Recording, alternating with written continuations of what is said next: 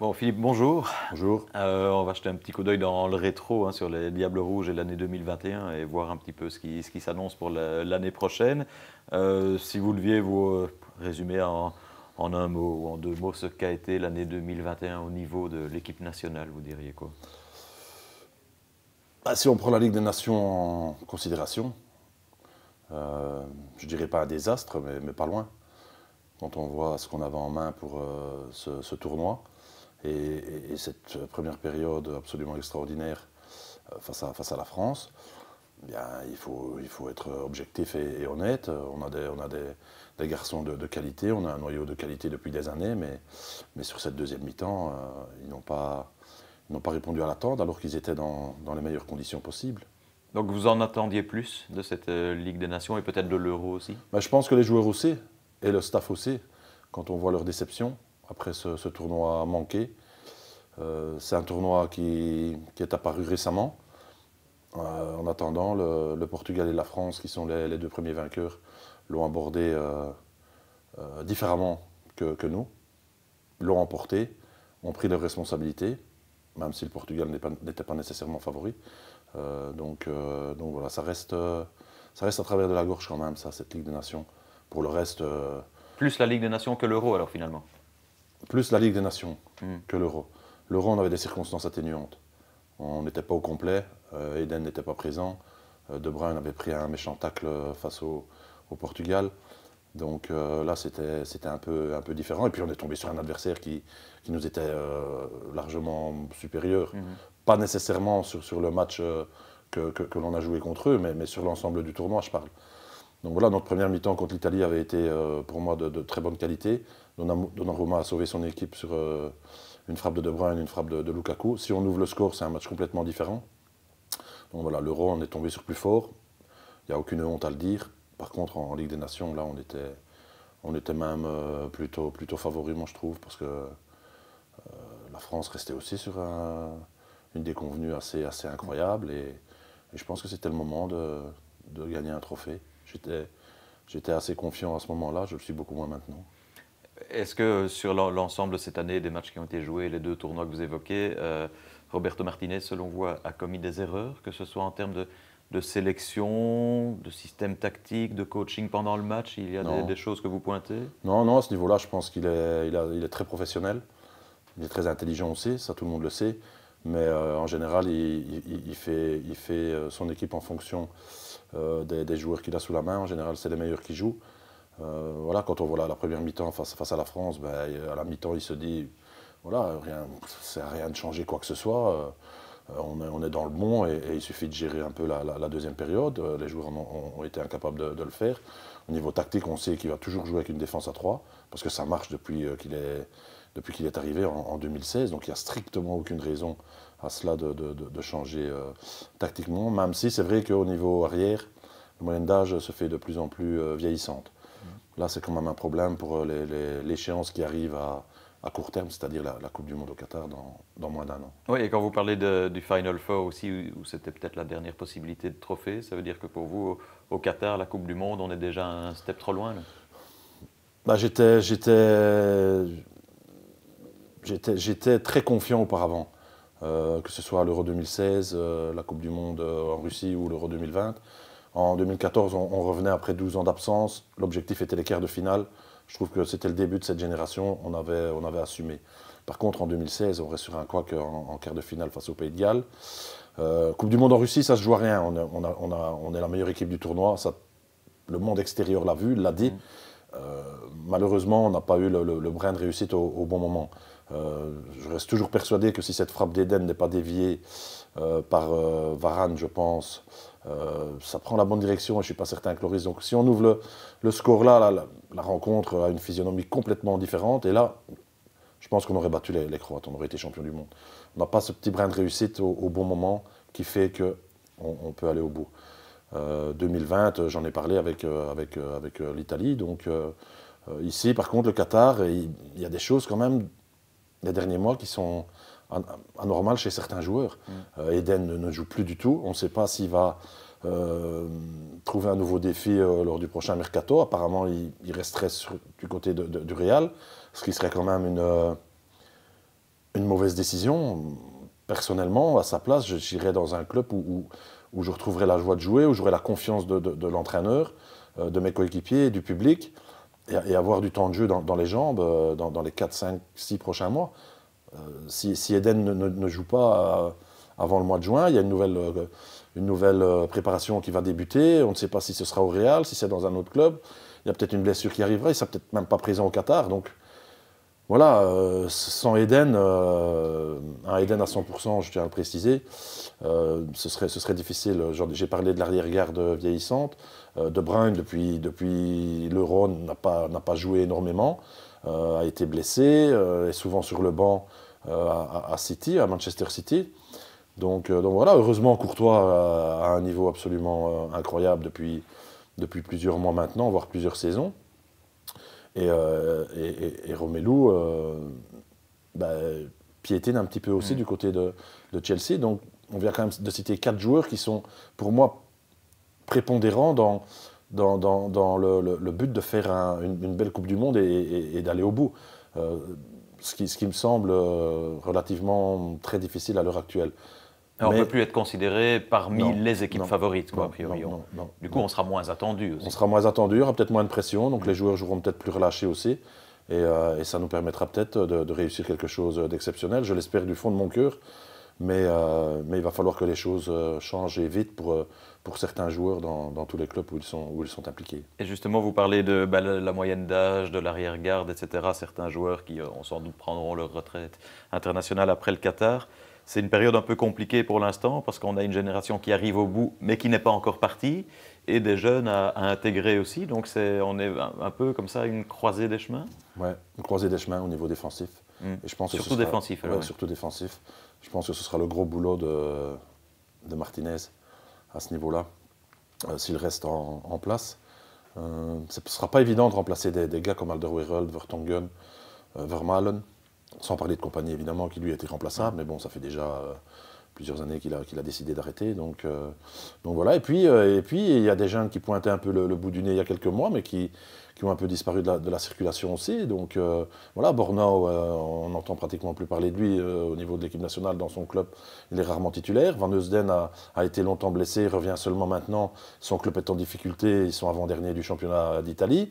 Ouais, on parle de Fass, on parle de Denayer.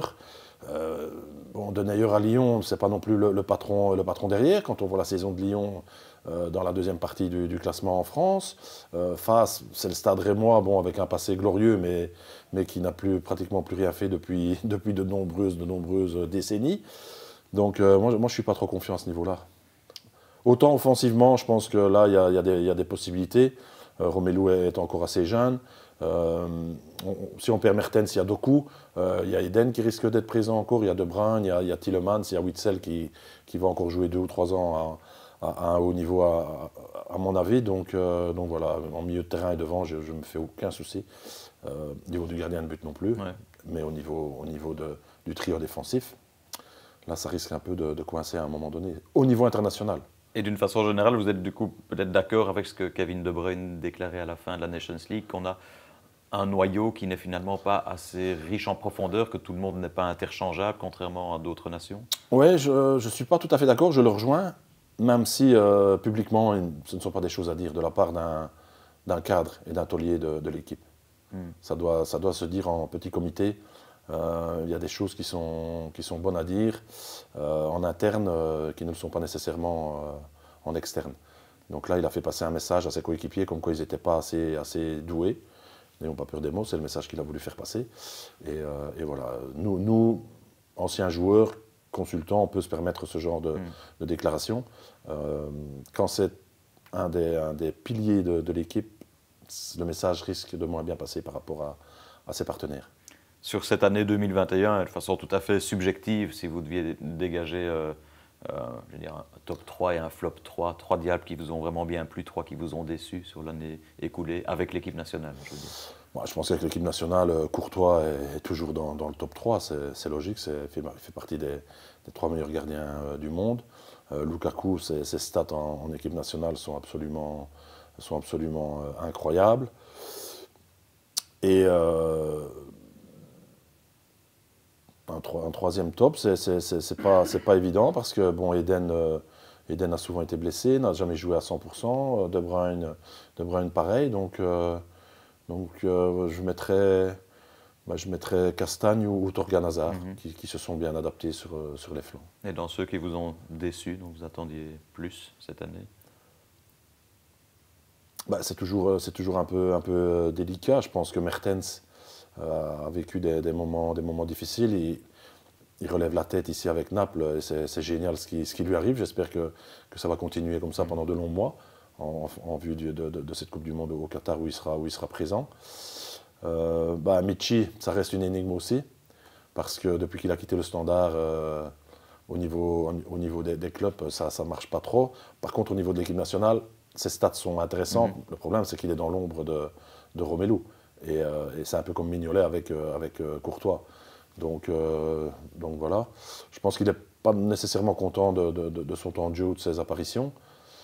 Et comme troisième, je pense que voilà, au cours des derniers mois, depuis son transfert au Qatar, Alderweireld a perdu cette puissance et cette vitesse qu'il avait sur les premiers mètres, qui ont été remarqués lors des dernières rencontres. Donc ça, c'est un peu dommage.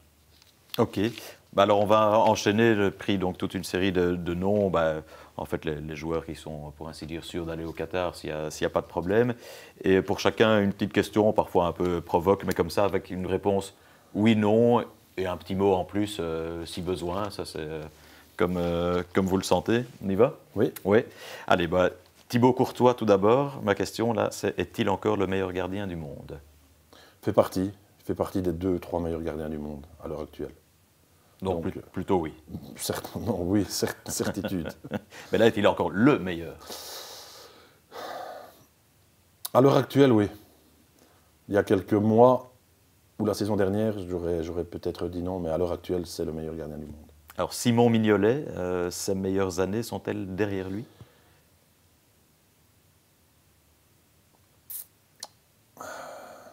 C'est pas évident comme question parce que. Ah non, c'est le but. Hein, parce que quand il était à Saint-Tron, il était titulaire indiscutable, à Sunderland aussi.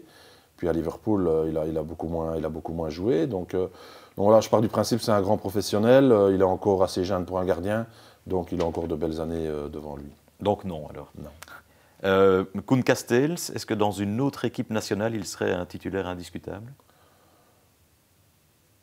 Oui, chez certaines autres nations, oui, probablement. Mais le fait il est né au mauvais moment. Né au mauvais moment, comme beaucoup d'autres. Alors, Jan Vertonghen, y a-t-il actuellement en Belgique meilleur que lui pour ce poste spécifique? Non. Un défenseur central gaucher, j'en vois pas en Belgique. Toby Alderweireld, est-ce que l'année qu'il passe et qu'il va passer dans le championnat qatari peut à terme lui coûter sa place dans le 11? Oui, s'il y a un jeune qui montre les dents d'ici là, je pense évidemment à Van Heusden. Tout va dépendre de sa fin de saison avec le Genoa. Alors, Thomas Vermaelen a 37 ans, il les aura le 14 novembre l'an prochain, donc au moment de la Coupe du Monde au Qatar. Est-ce qu'il peut encore être le meilleur diable de cette Coupe du Monde, comme il l'était probablement du dernier Euro? Oui, je vous rejoins tout à fait à ce niveau-là. S'il est fit, s'il est prêt à 100%, pour moi, ça reste défensivement le meilleur de tous. Il ne prolongera pas au Japon, donc il faudra voir où il rebondit aussi. Ouais. Mais j'ai ma petite idée. Moi, j'ai donné un conseil à un journaliste aujourd'hui, justement. Moi, à la place du club de Bruges, je vais directement le chercher. Ah, oui, effectivement, ça peut être intéressant. Jason Denayer, maintenant, est-il, comme on le présentait au début, le nouveau Vincent Kompany? Non. Un Kompany, il n'y en a eu qu'un et il n'y en aura jamais qu'un. Voilà, c'est dit. Alors, Dedryck Boyata sera-t-il, lui, un jour considéré comme un vrai titulaire?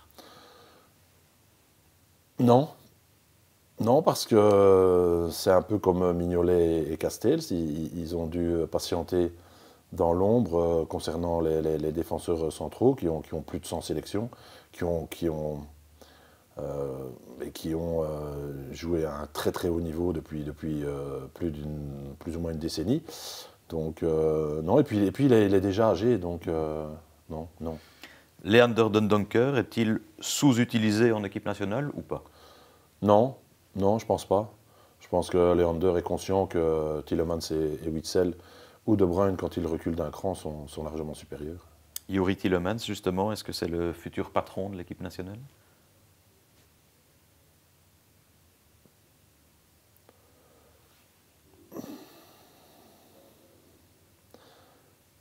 Oui, mais pour cela, il va devoir franchir un palier supplémentaire, donc quitter Leicester.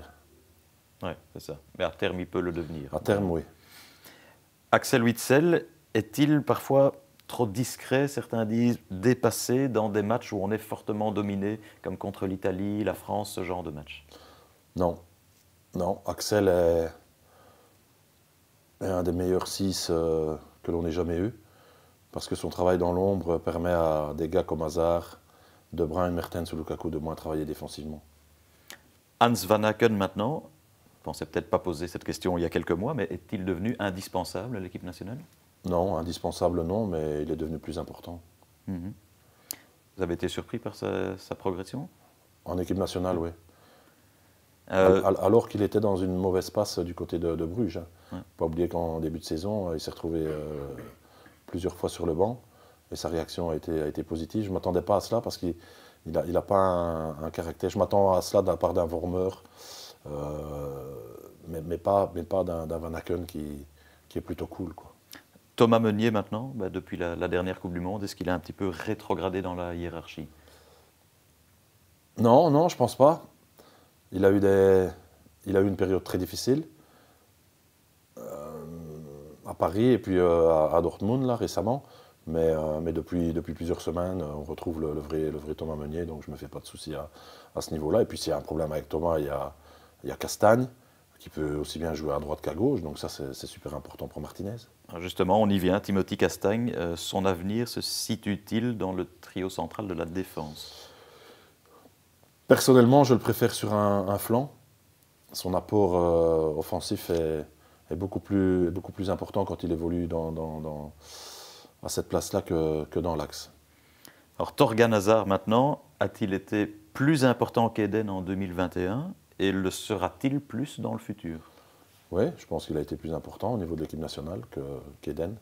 Et ça, tout le monde en est conscient. Mhm. Il pourra encore l'être dans les années prochaines bien sûr, aussi. il a une marge de progression incroyable. Physiquement, quand il est à 100%, il a un volume de jeu absolument incroyable. Et sa polyvalence peut nous rendre de précieux services. Alors Yannick Carrasco, est-il meilleur maintenant qu'il est revenu sur son flanc gauche, seul à cette position, ou plus haut dans le jeu derrière l'attaquant? Non, il est beaucoup plus fort, plus haut dans le jeu. Donc il le prouve depuis plusieurs semaines, voire plusieurs mois avec l'Atlético. Quand il est seul sur le flanc gauche, il n'a pas ses réflexes défensifs, mais on ne peut pas lui en vouloir à lui personnellement. C'est l'entraîneur qui prend cette décision-là. Et concernant ce poste, Torgan s'y est beaucoup mieux adapté à ses réflexes défensifs. Donc Yannick, quand il évolue 20 ou 25 mètres plus haut, il peut faire très très mal à l'adversaire. Alors on reste dans les offensifs. Alexis Salemaker, c'est ce qu'il peut à terme devenir un cadre, un joueur important de l'équipe? Oui, je pense qu'il peut le devenir. Je ne dis pas un cadre, mais il peut devenir quelqu'un d'important. Mais pour ça, au niveau international, il va falloir parfois une attitude un peu plus professionnelle, si vous voyez ce que je veux dire. Alexis, il a son caractère, il aime bien de faire un petit geste ou deux, parfois pour amuser la galerie. Au niveau international, ça passe pas. Alors Kevin De Bruyne, c'est un vieux débat, mais il revient un peu maintenant aussi sur base des dernières prestations. Est-il meilleur sans Eden Hazard? Non. Non, parce qu'à City, Eden n'est pas présent et Guardiola n'a d'éloge que pour De Bruyne, même si cette saison, il vit une saison un peu difficile, mais De Bruyne est tellement intelligent qu'il peut jouer à 3 ou 4 places différentes en équipe nationale. Il peut jouer sur le flanc droit intérieur, il peut jouer sur le flanc gauche, il peut jouer en demi-def, il peut jouer en numéro 10. Donc voilà, on a une chance énorme d'avoir ce type de joueur. Et la présence ou l'absence d'Eden ne change pas sa façon de fonctionner? Non, sa façon de fonctionner, non. Lui, il s'adapte à tout le monde, quel que soit le coéquipier qui est dans ses parages. Alors Dries Mertens, sur base de ce qu'il a montré en équipe nationale en 2021, doit-il aller au Qatar? Non, mais sur ce qu'il montre depuis 2 mois avec Naples, oui. Donc ça, ce sera à Martinez de décider. Et je pense qu'il sera dans la sélection parce que Dries a rendu tellement de services à notre équipe nationale depuis qu'il l'a intégré que ce serait anormal de ne pas le prendre pour cette Coupe du Monde. D'autant plus qu'il est à un super niveau pour le moment avec Naples. Alors Eden Hazard, maintenant, le reverra-t-on un jour, comme il le déclare lui-même, à son niveau de 2018, ou faut-il faire une croix là-dessus? Non, je pense qu'il faut faire une croix là-dessus, mais Eden a tellement de qualité qu'il peut encore nous rendre de nombreux services, mais pour ça, il faut qu'il enchaîne les matchs, qu'il ait du rythme dans les jambes et que psychologiquement, il ne pense pas nécessairement à l'adversaire qui va arriver quand il a le ballon. Et il doit jouer libéré comme il l'a fait depuis qu'il est gamin, en fait. Moi, je l'ai connu, moi, à 16 ans à Lille, et ce qu'il a fait à Lille, peu de joueurs peuvent le faire. Ce qu'il a fait à Chelsea, c'est pareil. Maintenant, le transfert au Real, c'est un peu une catastrophe, mais Messi n'est plus aussi rapide et aussi efficace qu'il y a quelques années. Ça ne l'empêche pas d'être super important avec l'Argentine et avec le PSG à l'heure actuelle. Allez, les derniers, maintenant, Romelu Lukaku, est-ce qu'il peut encore progresser sur certains points ou il est vraiment à son apogée? Romelu, lui, jusqu'au dernier jour de sa carrière, il vous dira qu'il peut encore progresser. J'ai rarement vu un garçon aussi intéressé à lui-même dans sa progression. C'est une bête de travail, d'après ce qu'on m'a dit. Et ses statistiques dans tous les clubs où il est passé sont absolument incroyables. Hein. Donc ouais, il va encore progresser, il va encore nous étonner et il va encore marquer énormément de buts. Allez, on espère. Jérémy Doku possède-t-il un profil vraiment unique pour l'équipe nationale? Ouais, là je suis tout à fait d'accord avec vous. Ah, c'est une question. Hein, ouais, non, mais je suis tout à fait d'accord avec vous. Il a ce volume de jeu et cette accélération, cette double accélération, voire triple accélération. À partir du moment où il est en 1 contre 1, bonne chance aux défenseurs. Ouais. Et alors les deux derniers qui sont un peu liés, on va commencer par Christian Benteke. Doit-il recevoir plus de crédit en équipe nationale? Oui, je pense que oui. Parce que les rares fois où Martinez lui a fait confiance, il a toujours répondu présent. Donc ça, c'est très important. Surtout quand on sait que Martinez n'oublie pas ce genre de choses. Donc j'espère, moi personnellement, que Martinez prendra 3 attaquants au Qatar et pas 2. Et à partir de ce moment-là, Christian sera dedans. Ouais, on imagine tout dépendra s'il s'agit d'une liste de 23 ou de 26. Même avec une liste de 23, moi je suis partisan de prendre 3 attaquants. Et alors justement, l'autre, Michy Batshuayi, est-ce qu'il va éternellement rester numéro 2 derrière Lukaku ou est-ce que justement il doit un peu se méfier de Benteke quand même? Non, il doit se méfier de Benteke.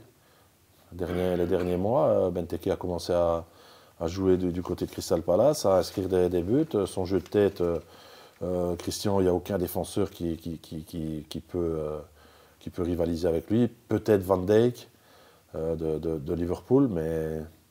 Ouais, et d'autant plus que Michy, cette saison, s'est fait de haut et de bas du côté de Beşiktaş. Donc il va devoir se bouger un peu là, pour rester deuxième dans la hiérarchie. Bon, là, on a cité en fait quasiment tous les joueurs qui, sauf blessure ou incident, devraient être au Qatar. Je vais juste citer une autre liste maintenant, et là, simplement réponse oui/non, parce que les places seront chères pour les places restantes, savoir si ils y seront ou pas, selon vous. Et si c'est non, en Allemagne 2024 peut-être. Donc voilà, si c'est des promesses pour l'avenir, donc on pourra finir là-dessus. Pourrait-il être présent donc au Qatar dans la liste? Zinho van Heusden. Oui. Sébastien Borno. Non. Wout Faes. Non. Et Borno et Faes un peu plus tard à l'Euro 2024. Non. Thomas Foket. Non. Albert Sambi Lokonga. Non. Et un peu plus tard, les années prochaines, lui. Oui, certainement. ouais. Oui, certainement. Contrairement donc à Borno, Faas et Fouquet. Arthur Théat.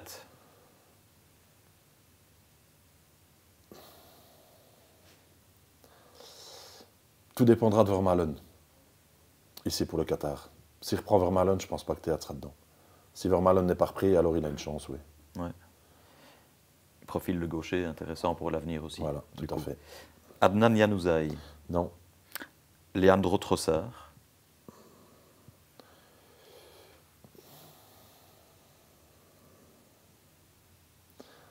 Non. Dodi Luque Bacchio. Non. Divock Origi. Non. Et Dante Van Zer. Non. Bon, donc finalement, ça va, les choix sont vite fait, les quelques places à pourvoir. Oui, il n'y en a pas tellement qui entrent en considération, donc la liste est faite. J'ai eu un doute pour Trossard, parce que si ça ne va pas avec Eden, il y a Carrasco qui pourrait jouer dans cette position-là, donc il faut un backup pour Carrasco, et là, Trossard aurait peut-être une chance, donc tout dépendra d'Eden. Et dans cette liste-là, il y en a vraiment des coups de cœur à plus long terme, pour qui le Qatar c'est trop tôt, mais qui plus tard deviendront des... Ouais, je pense que Sambi. Ouais. Sambi, on le connaît d'Anderlecht. Ici à Arsenal, il a pas à se plaindre. Je pense qu'il a joué 60 ou 70% des matchs depuis qu'il est arrivé. Donc voilà, un début de saison catastrophique du club, mais qui remonte un peu la pente là, petit à petit. Donc oui, Van Eusden aussi, évidemment, parce que en tant qu'ancien défenseur central, j'ai vu ses qualités dès le départ. Mais pour cela, il faut qu'il soit épargné par les blessures. Et le fait d'être prêté à Genoa, là, qui se bat pour son maintien, c'est peut-être pas non plus une bonne chose pour lui à quelques mois de la Coupe du Monde. Voilà, donc pour ces deux-là, c'est peut-être un peu trop tôt, mais on les reverra plus tard. Pour les autres, c'est moins sûr. C'est moins sûr. Ouais. Ok, un grand merci. Avec plaisir. Merci.